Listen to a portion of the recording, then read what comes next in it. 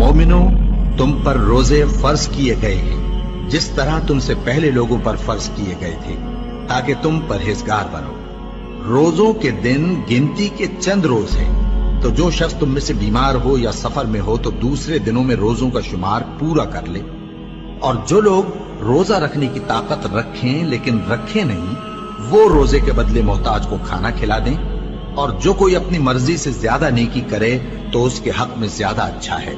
और अगर समझो तो रोजा रखना ही तुम्हारे हक में बेहतर है। रोजों का महीना रमजान का महीना है, जिसमें कुरान अव्वल नाजिल हुआ, जो लोगों का रहनुमा है और जिसमें हिदायत की खुली निशानियां हैं और जो हक व बातिल को अलग अलग करने वाला है।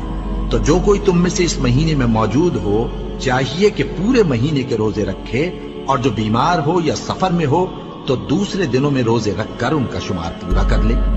अल्लाह तुम्हारे हक में आसानी चाहता है और सख्ती नहीं चाहता।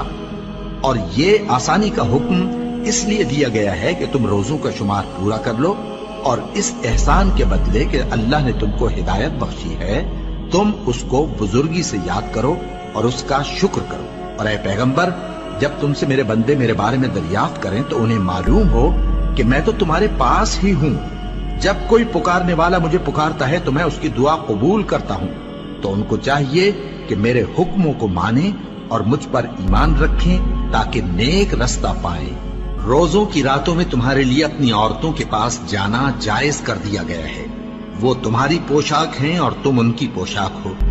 अल्लाह को मालूम है कि तुम उनके पास जाने से अपने हक में खयानत करते थे, सो उसने तुम पर मेहरबानी की और तुम्हारी हरकत से दरगुजर फरमाई।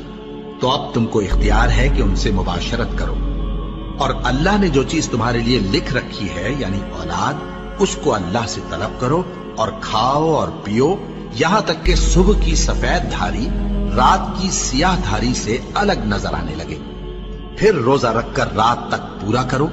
और जब तुम मस्जिदों में एतकाफ बैठते हो तो उनसे मुबाशरत न करो। ये अल्लाह की हदें हैं, इनके पास न जाना।